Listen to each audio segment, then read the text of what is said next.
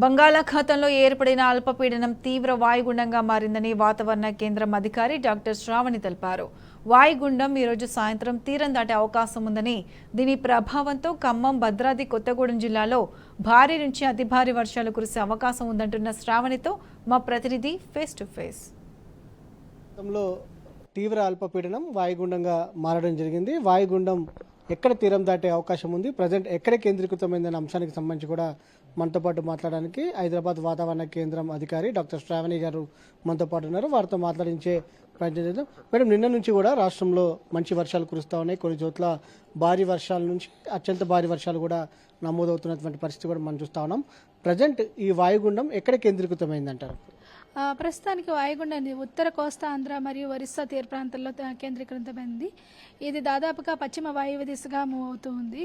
ఇది ఉత్తర వాయువ్య దిశగా మూవ్ అవుతూ ఒరిస్సా తీరంలోని తీరం తాకే అవకాశం అయితే కనిపిస్తుంది. తీరం తాకిన తర్వాత కూడా మనకి మరింతగా గాలి ఉధృతి పెరగడంతో పాటుగా ముఖ్యంగా ఉత్తర కోస్తాంధ్ర మరియు తెలంగాణ, అదేవిధంగా ఛత్తీస్గఢ్, ఒరిస్సా పరిసర ప్రాంతాలకి ఎఫెక్ట్ ఎక్కువగా కనిపిస్తుంది అనమాట. ప్రజెంట్ వాయుగుండం ఎక్కడ కేంద్రీకృతమైందంటారు? ఇది మరింత బలపడే అవకాశం ఏమైనా ఉందంటారా? ఒరిస్సా పరిసర ప్రాంతాల్లో వాయుగుండం మనకి బలపడింది. తర్వాత ఇది వాయుగుండంగానే మనకి తీరాన్ని తాకే అవకాశం అయితే కనిపిస్తుంది. దాదాపుగా ఈవినింగ్కి తీరం తాకే అవకాశం అయితే కనిపిస్తుంది. తీరం తాకిన తర్వాత నుంచి మరింతగా మనకి గాలులు పెరుగుతాయి. గంటకి 30 నుంచి 40 కిలోమీటర్ల పైగా వేగంతో వీస్తూ దీని యొక్క ప్రభావం అనేది ఉత్తర కోస్తాంధ్రతో పాటుగా మనకి తెలంగాణ, ఛత్తీస్గఢ్, అదేవిధంగా విదర్భ పరిసర ప్రాంతాలమే ఎక్కువగా ఉండే అవకాశం కనిపిస్తుంది. ముఖ్యంగా తెలంగాణ చూసుకున్నట్లయితే ఈశాన్య తెలంగాణ ప్రాంతాలన్నీ అత్యధికంగా ప్రభావితంగా ఉండే అవకాశం అయితే కనిపిస్తుంది. ప్రధానంగా దీని తీవ్రత ఎలా ఉండబోతుందంటారు? దీంతో ఏంటంటే మనకి 24 గంటల్లో అత్యధిక వర్షపాతాన్ని ఇవ్వడంతో పాటుగా వేగమైన గాలులు కూడా వీచే అవకాశం అయితే కనిపిస్తుంది. ఈ వర్షపాతం మనకి ఈ ప్రదేశాల్లో ఎక్కువగా ఉండే అవకాశం అయితే ఉంది. ఛత్తీస్గఢ్, దక్షిణ ఒడిశా పరిసర ప్రాంతంతో పాటుగా తెలంగాణ జిల్లాలో కూడా అత్యంత భారీ వర్షపాతం నమోదే అవకాశం అయితే కనిపిస్తుంది. తీరం ఎప్పుడు దాటే అవకాశం ఉందంటారు? ఈవినింగ్ మనకి కొద్దిగా తాకే అవకాశం అయితే కనిపిస్తుంది. దాంతోపాటుగా తెలంగాణ ప్రాంతానికి సంబంధించి కూడా ఏ జిల్లాల్లో ఏ అలర్ట్ ఇచ్చారు? ఆరెంజ్ అలర్ట్ కావచ్చు, ఎల్లో అలర్ట్ కావచ్చు. దాదాపుగా మనకి ఉత్తర ఈశాన్య తెలంగాణ జిల్లాల మీద దీని ప్రభావం ఉన్నది కాబట్టి కరీంనగర్, పెద్దపల్లి, అదేవిధంగా జయశంకర్, భూపాలపల్లి, ములుగు, భద్రాద్రి కొత్తగూడెంలో మనకి రెడ్ అలర్ట్ అయితే జారీ చేయడం జరిగింది. దీని ప్రభావం కొద్దిగా ఖమ్మం, మహబూబాబాద్, వరంగల్, హన్మకొండ, జగిత్యాల, కొమరంభీం, మంచిర్యాల, నిర్మల్ మీద కొద్దిగా అధిక ప్రభావం ఉన్నప్పటికీ అతి భారీ వర్షపాతం నమోదే అవకాశం ఉంది. మిగతా జిల్లాల్లోని కొద్దిగా ఈశాన్య పశ్చిమ తెలంగాణ జిల్లాలో భారీ వర్షపాతం ఉంది. పశ్చిమ దక్షిణ తెలంగాణ జిల్లాల్లో మాత్రం ఒక మోస్తరు వర్షపాతం నమోదే అవకాశం అయితే కనిపిస్తుంది. ఈ రోజు తీరం దాటిన తర్వాత దీని ప్రభావం అనేది ఎక్కువగా ఛత్తీస్గఢ్ మరియు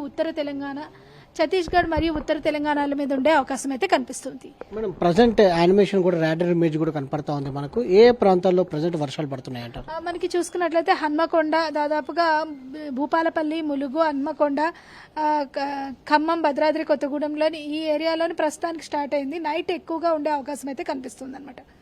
దాంతోపాటుగా గత 24 గంటల్లో అత్యధిక వర్షపాతం ఎక్కడ నమోదైందంటారు? కొమరంభీం జిల్లాలోని మనకి చాలా చోట్ల మనకి భారీ వర్షపాతంతో పాటుగా 1-2 చోట్ల అతి భారీ వర్షపాతం కూడా నమోదవడం జరిగింది.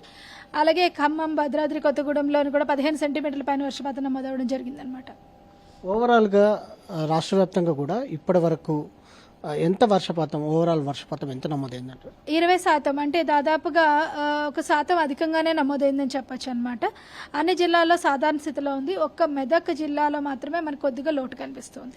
మనం గత 24 గంటల నుంచి కూడా చూస్తూ ఉన్నాము. ఖమ్మం, భద్రాద్రి కొత్తగూడెం జిల్లాలో కొంత హెవీ వర్షపాతం ఉండటంతో పాటుగా కొంత అక్కడ ఏదైతే చెరువు కట్టలు తెగిపోవడము, ఫ్లోటింగ్ వరద ప్రభావం కూడా ఉంది. దీని గురించి ఏమంటారు? మనకి నిన్నటి నుంచి ఏర్పడిన అల్పపీడనము తీవ్ర అల్పపీడనంగా మారడం వల్ల ముఖ్యంగా ఉత్తర కోస్తాంధ్రలో ముఖ్యంగా గోదావరి పరివాహక ప్రాంతాల్లోనే అత్యధికంగా ప్రభావం చూపించడం అయితే జరిగింది. ముఖ్యంగా లోవర్ గోదావరిలోని ఖమ్మం, భద్రాద్రి కొత్తగూడెం, ఈస్ట్ వెస్ట్ గోదావరిలో చూసుకున్నట్లయితే అధిక వర్షపాతం నమోదవుతూ 1-2 చోట్ల భారీ నుంచి అతి భారీ వర్షపాతం కూడా నమోదవడం అయితే జరిగింది. ఇప్పటికే రాష్ట్రంలోని పలు ప్రాంతాల్లో భారీ వర్షాలు నమోదవుతున్నాయి. ఒకసారి మనం ఇమేజ్ని కూడా చూడవచ్చు. ప్రధానంగా రాష్ట్రానికి సంబంధించి పలు జిల్లాలకు సంబంధించి రెడ్ అలర్ట్ని జారీ చేయడం జరిగింది. అటు ఖమ్మం కావచ్చు, భద్రాద్రి కొత్తగూడెం కావచ్చు, ఈ జిల్లాలకు సంబంధించి కూడా కొంత రెడ్ అలర్ట్ జారీ చేయడం జరిగింది. మరికొన్ని జిల్లాలకు జగిత్యాల, మంచిర్యాల, దాంతోపాటుగా కొమరంభీం, ఆసిఫాబాద్ జిల్లా, ఈ జిల్లాలకు సంబంధించి కూడా కొంత ఆరెంజ్ అలర్ట్ని జారీ చేయడం జరిగింది. దక్షిణాది జిల్లాలకు సంబంధించి కొంత ఏదైతే నార్మల్ రెయిన్స్ ఉండే అవకాశం ఉంటుందని కూడా వారు జారీ చేయడం జరిగింది అలర్ట్ని. దాంతోపాటుగా ప్రస్తుతం ఇప్పటికే రాష్ట్రంలో పలు ప్రాంతాల్లో వర్షాలు కురుస్తూ ఉన్నాయి. దాంతోపాటుగా ఈరోజు రాత్రి కల్లా కూడా వర్షాలు కొంత పెరిగే అవకాశం ఉంది. ఈరోజు సాయంత్రం తీరం దాటే అవకాశం ఉన్నటువంటి నేపథ్యంలో ఇప్పటికే రాష్ట్రంలోని పలు జిల్లాలకు రెడ్ అలర్ట్ని, ఆరెంజ్ అలర్ట్ని, ఎల్లో అలర్ట్ని కూడా జారీ చేసినటువంటి పరిస్థితి కూడా మనం చూస్తూ ఉన్నాం. మొత్తం మీద అటు ఖమ్మం, భద్రాద్రి కొత్తగూడెంకి సంబంధించి కూడా ఇప్పటికే కొన్ని చెరువు కట్టలు తెగిపోయినటువంటి పరిస్థితి కూడా మనం చూస్తూ ఉన్నాం. ఓవరాల్గా రాష్ట్ర వ్యాప్తంగా మాత్రం మంచి వర్షాలు కురుస్తున్నాయని కూడా మనం చెప్పొచ్చు. ఇప్పటికే వాతావరణ శాఖ ఎప్పటికప్పుడు అలర్ట్ను కూడా జారీ చేస్తున్నటువంటి పరిస్థితి కూడా మనం చూడొచ్చు. వీడియో జర్నలిస్ట్ సైదులతో వంశకృష్ణ, టీ న్యూస్, హైదరాబాద్.